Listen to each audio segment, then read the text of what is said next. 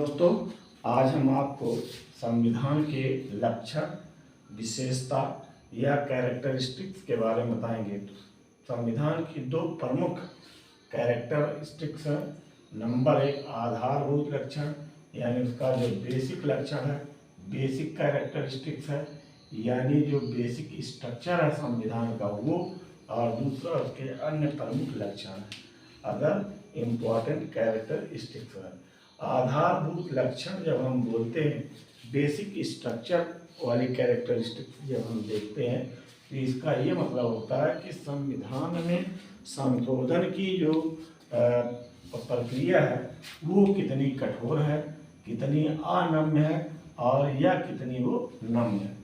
अगर संशोधन आसानी से किया जा सकता है तो ऐसा संविधान नम्य संविधान कहा जाता है, और अगर वो कठोरता से संशोधन किया जाता है तो वो अनम्यता का उदाहरण होता है। हमारा संविधान दोनों तरह के संविधान संशोधन के जो कैरेक्टरिस्टिक है उसका मिश्रण है। कुछ ऐसे लक्षण हैं, कुछ ऐसे प्रोविजंस हैं जिनके संशोधन की ध्रुव प्रक्रिया है, और उनमें से भी कुछ ऐसे हैं जिनको संशोधन किया ही नहीं जा सकता। यानी ऐसे कैरेक्टरिस्टिक्स, ऐसे लक्षण जिनका संशोधन मना है, यानी संशोधन किया ही नहीं जा सकता। ये हालांकि ये संविधान में उपबंध नहीं था। ये एक माननीय उच्चतम न्यायालय ने एक मुकदमे में, जिसका नाम है केशवानंद भारती मामला जो है बनाम भारत संघ, इस मामले में ये बताया था कि संविधान के कुछ बेसिक नॉर्म्स हैं, कुछ बेसिक कैरेक्टरिस्टिक्स हैं जिसको संशोधन के माध्यम से बदला नहीं जा सकता। इन्हीं बेसिक नॉर्म्स को, इन्हीं बेसिक स्ट्रक्चर्स को जिनका संशोधन नहीं किया जा सकता है, हम आधारभूत लक्षण कहते हैं। आज जो हम बताने जा रहे हैं वो उसके अन्य प्रमुख लक्षण बताएंगे, जिनमें पहला लक्षण है कि भारत का संविधान दुनिया भर में सबसे लंबा संविधान है, लेंथी संविधान है। वो ऐसे है कि इस संविधान में, भारत के संविधान का जो दस्तावेज है उसमें जो 22 अध्याय है, कितने अध्याय? चैप्टर, 22 चैप्टर हैं और 395 अनुच्छेद हैं, 12 अनुसूचियां हैं। तो हमारा संविधान 22 चैप्टर और 395 अनुच्छेद 12 अनुसूचियों में से मिलकर बना है, इस वजह से सबसे लंबा है। अब ये देखना है, इसके और अंदर जाएं, डीप में जाएं, तो ये 22 चैप्टर, 395 अनुच्छेद और 12 अनुसूचियां बनाने का कारण ये है कि इसमें तमाम तरीके के प्रोविजन किए गए हैं। जैसे भारत के संविधान में ही केंद्र सरकार, राज्य सरकार और संघ राज्य सरकारों के विषय में बताया गया है। ये तीनों सरकारों का उपबंध, अब चूंकि राज्य जो है 28 है और इस वक्त जो है ये क्या नाम है, यूनियन टेरिटरी, संघ राज्य क्षेत्र जो है, इनकी तादाद बढ़ के 9 हो गई, और इस वजह से ये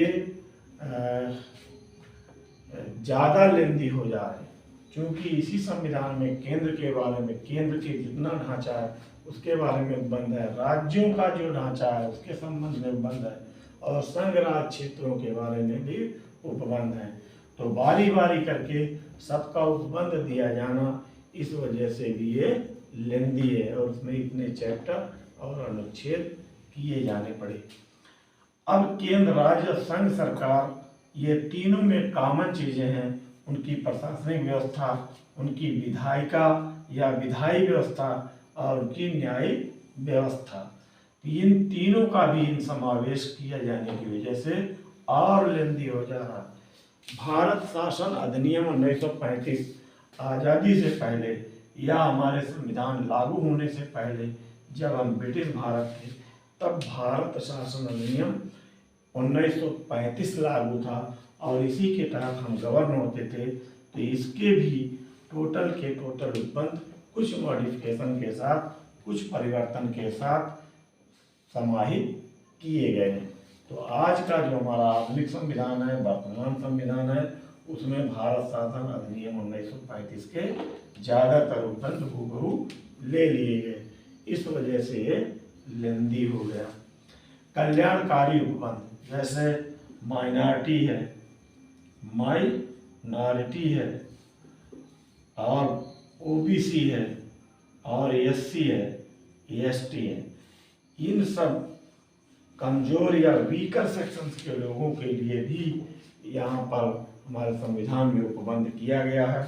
जैसे माइनॉरिटी का अल्पसंख्यक आयोग है, बैकवर्ड का पिछड़ा वर्ग आयोग है, इसी तरह से अनुसूचित जाति और जनजाति आयोग है।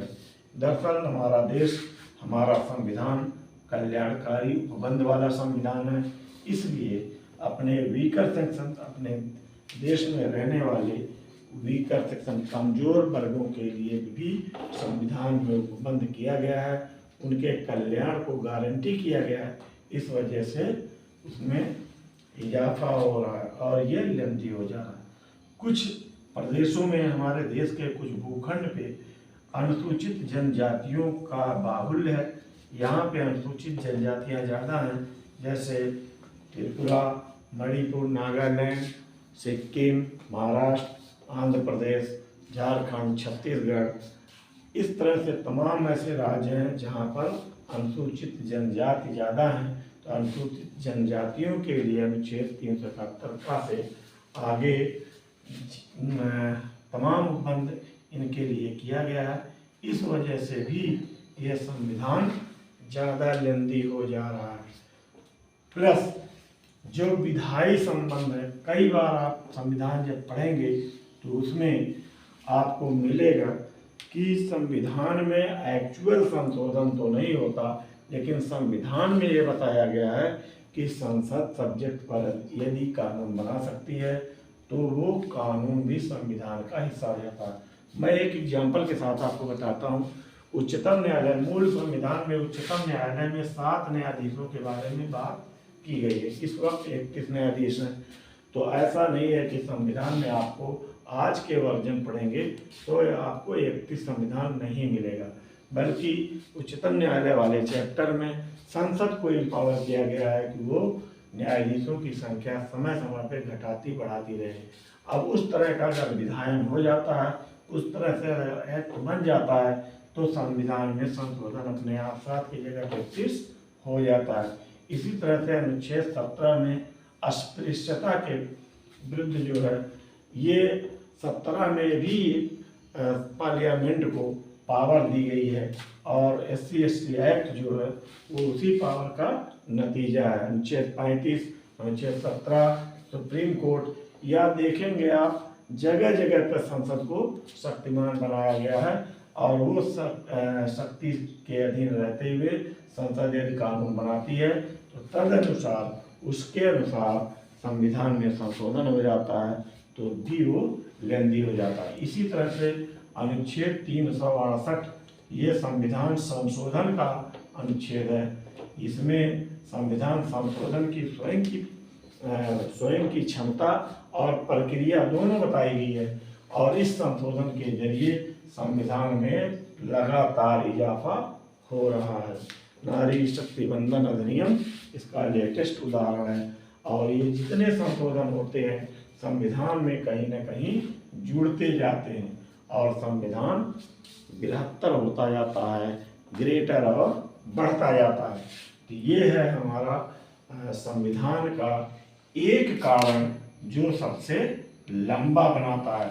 चाहे अमेरिका हो, ब्रिटेन हो या देश के और भी लोकतांत्रिक देश हैं, उनके संविधान छोटे हैं, कम शब्दों के हैं। हमारा संविधान सबसे बहुत आगे है और बहुत बड़ा है।